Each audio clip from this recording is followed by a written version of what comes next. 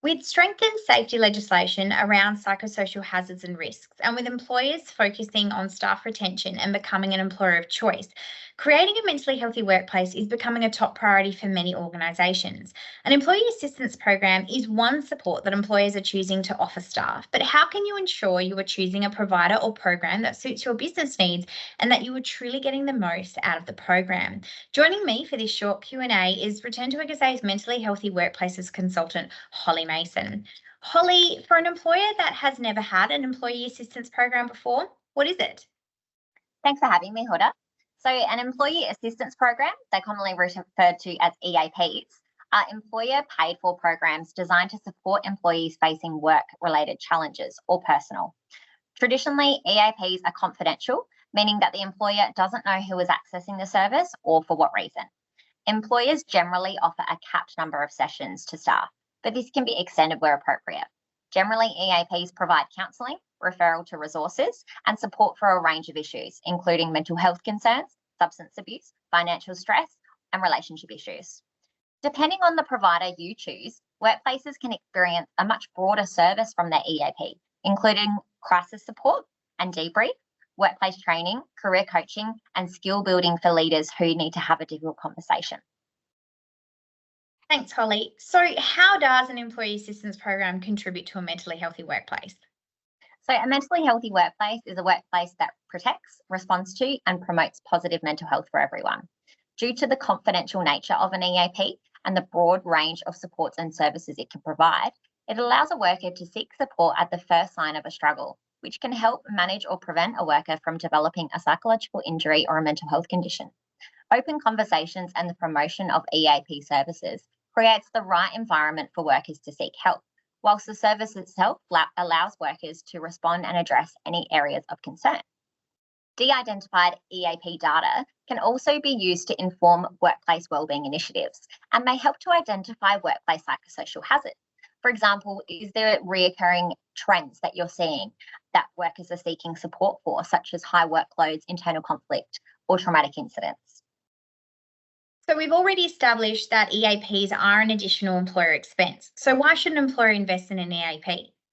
So investing in an EAP is an investment in the workforce, which can lead to workers feeling cared for. It also improves employee engagement and morale, increase productivity, reduce absenteeism, and lower work-related injury costs in the long run. Fostering employee wellbeing is not just a responsibility, but an investment in the success and sustainability of any organisation. Given EAP is funded by the employer, workers can access support without worrying about the costs associated with seeking professional help. This early intervention benefits the individual and the business. Often EAP services are also available to workers' immediate family members, relieving some stress from the worker and helping to create that culture of care. Holly, there are so many providers who offer EAP. So, how can organisations select the right provider for their needs? So when choosing an EAP provider, organisations should consider factors such as the range of services offered by the provider, the number of sessions offered per employee, the qualifications and experience of their counsellors, the accessibility of support channels, whether that be online, face-to-face or in person, and the cultural fit with the organisation's values. Depending on the size and location of your organisation, you may even want to have multiple providers. It's also beneficial to seek recommendations from other companies or industry peers and evaluate the provider's track record of delivering effective support. For information about choosing a provider, scan the QR code to visit our website, which includes a link to the Employee Assistance Professional Association of Australasia, the peak body representing providers and users. It sounds like a fantastic service, but I anticipate that sometimes it might be a little bit difficult to get staff to actually utilise an EAP. What are some of the strategies that you suggest to improve the use of these programs?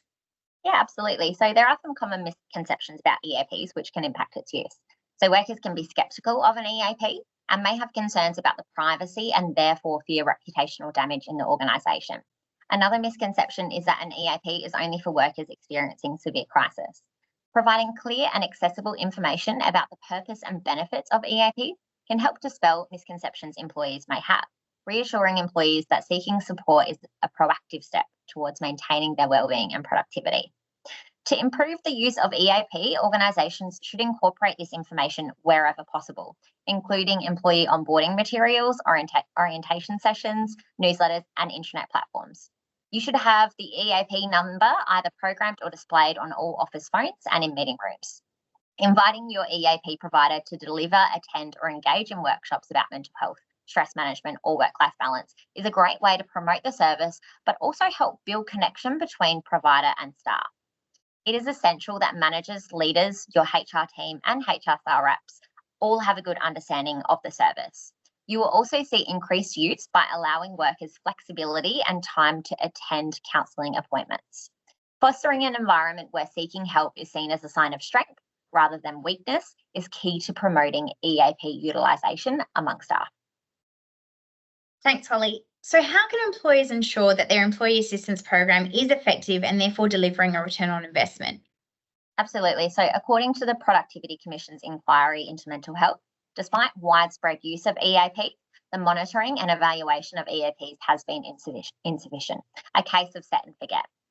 With many providers offering many different services, it's no surprise that employers can have difficulty identifying which service best meets their needs. So Comcare have developed an evidence-based resource which supports the design and evaluation of better practice EAP services. The resources, which can be accessed by scanning the QR code, provide 6 guidance principles to help organisations ensure the service is meeting business and worker needs, as well as a framework for monitoring and evaluating the effectiveness of EAP counselling services being offered. To determine whether your EAP is delivering a return on investment, seeking data from the provider, such as average wait times between first contact and first appointment, and the average customer satisfaction rating following an EAP intervention can be really useful. So, Holly, what if an EAP just isn't a suitable option for an employer? So due to that financial cost, not all businesses are able to offer an EAP to their staff. This is particularly the case with smaller organisations.